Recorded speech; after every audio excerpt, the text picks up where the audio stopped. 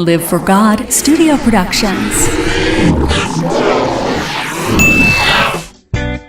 This is Cooking with Brian, a cooking show with food that actually tastes great. Well, hello friends, welcome to Cooking with Brian. Today we're going to make homemade garlic bread, and this is how you make it, friends. First of all, you need some bread, and it does not matter what kind of bread you use. You can use redneck methods, or you can use, rich people's methods. You can use regular slices of bread. You can use hamburger buns, hot dog buns. One of my most favorite is Sara Lee hoagie buns. Those are perfect for making garlic bread because they're nice and long. You can also buy your more expensive breads that you get at a bakery, like Italian loaves, and also you can use French loaves, which just so happens to be what I got. From the bakery at Hy-Vee, I got some nice, and they felt like they wasn't hard, they felt kind of fresh. French loaves, the kind of medium-sized French loaves. You can use any kind of bread at all, and you can cut it in whatever shape you want to. And this is how you make it, friends. Okay, first thing you want to do is you want to open your bread. We're going to use it all, so I just ripped the bag.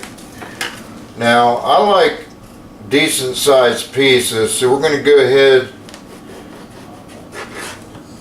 and disclaimer, if you cut yourself, you take full responsibility. If you cut your friends, relatives, spouse, or any of that stuff, injure yourself or others or your animals in any way, it's your fault. You take full responsibility.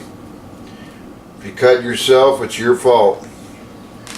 Alright, we cut this in smaller pieces. Now we're going to go ahead and we're going to cut longwise down through the middle. I just use a steak knife. It cuts bread pretty good. Stick them on your pan.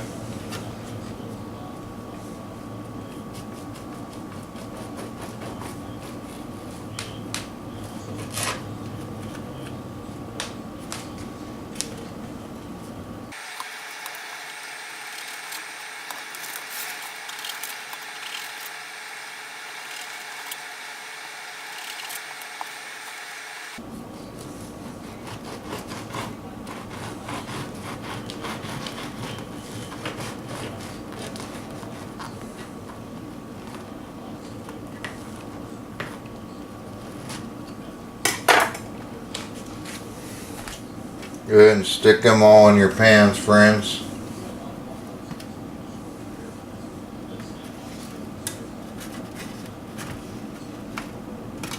Looks like we got a little bit of extra room there.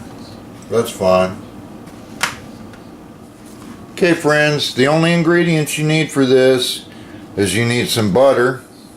I'm using Bluebonnet Light, which is perfect if you're lactose intolerant. It has no milk in it that I know of. Don't say it does.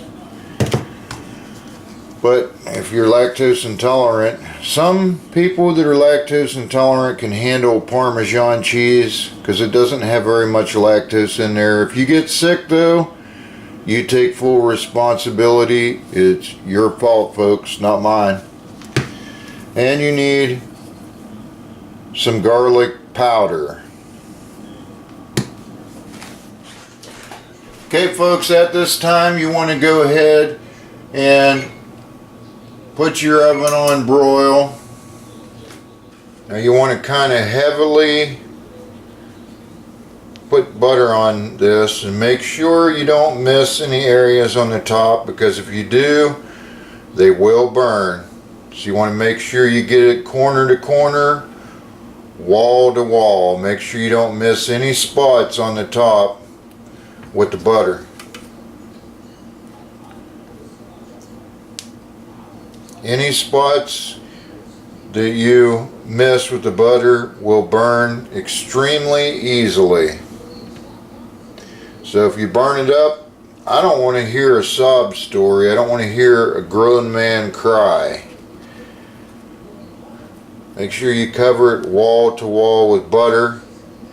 And when we put it in the oven, you only put it in there for maybe a couple minutes tops.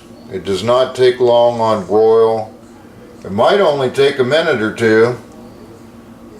Can't see it taking no more than 3 minutes tops. So if you're worried about burning your stuff, the secret is put your oven on about 425 and you can just bake it until it looks done to you. That's one surefire way of doing it without burning it. However, the way I'm doing it is the way you get it done quickly.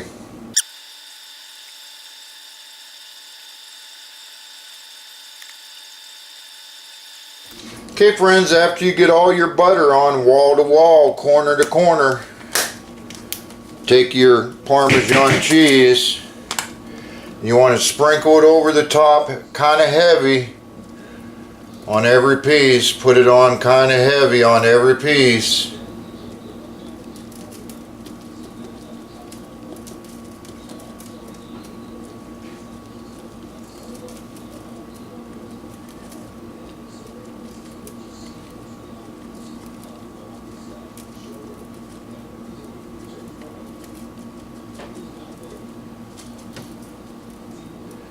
Can be kind of messy too.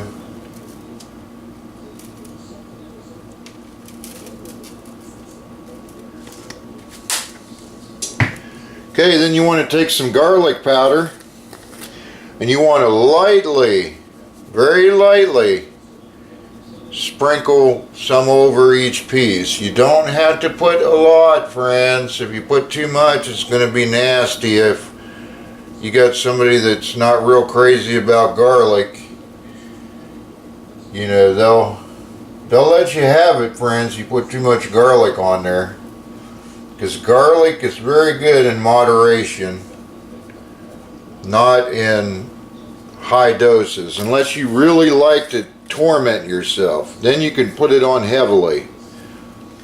Okay friends, carefully put it in your oven without hurting yourself, burning yourself. Close the oven. Remember, 1 to 3 minutes usually.